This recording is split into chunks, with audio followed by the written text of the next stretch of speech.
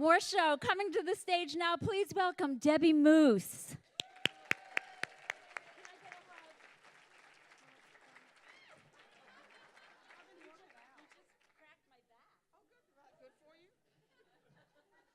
Well, y'all, I did not set out to be a food writer and a cookbook author. That is the last thing I intended to do.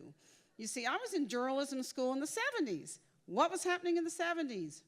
Watergate. We were all going to be the next Woodward and Bernstein. I was sort of aiming for Woodward because he had way better hair. But like most graduates, I ended up at a tiny little paper somewhere, you know, wherever, and eventually after toiling there for a while, I got a chance to go to the state capitol newspaper. Yay! This was my big chance. Just one problem. It was as the food editor. And I knew nothing about food, zero. My favorite thing to cook for dinner back then was frozen waffles with cream cheese and orange marmalade on top. Now I did heat up the waffles first, so I had some rudimentary skills, but I had to learn really fast because our readers, they didn't care if the NASCAR reporter had ever so much as gotten behind the wheel of a car, and he was kind of told to stop doing that after those DWIs anyway. But I had to know all 5 of the French mother sauces, not if the readers cared what they were, but I had to know what they were, or they wouldn't believe that I was really qualified, and they would call up my boss and express their displeasure with my work. So I had to learn fast. First thing I did, I set my oven on fire.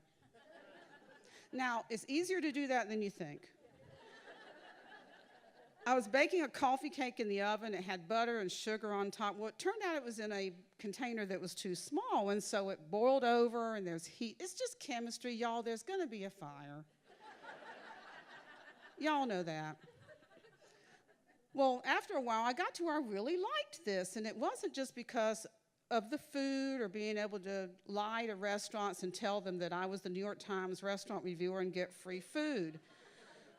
It was the things that people would say, the phone calls I would get. And I want to share a couple of these with you. These are true. One, phone rang one day. I made that recipe that you had in the paper for 12 muffins, and I filled up my 12 muffin cups, and I had batter left. Now, what should I do with that? She obviously didn't have a dog. Maybe she should go to the SPCA, and then you could just feed it to the dog. But this is the topper. This is the big one. Do all of y'all know what the Pills Bay Bake Off is? Yes. Well, a lady from North Carolina won it one year. This is a big deal, $1 million prize. And she won it for this cookie that was called a fudgy bonbon. And it was chocolate dough wrapped around a Hershey Kiss. Ran the thing, phone rang. Oh God, I hate the phone. It was this woman who had a crucial question about that recipe. Something very important was left out of there. Were you supposed to unwrap the Hershey Kiss before you put it in the dough? True, I am not making this up. Well, that was when I came to the conclusion that there are people in this world who need to have their stoves confiscated for the safety of themselves and others. And as long as they are out there trying to cook things, I'm always going to have a job. Thank y'all.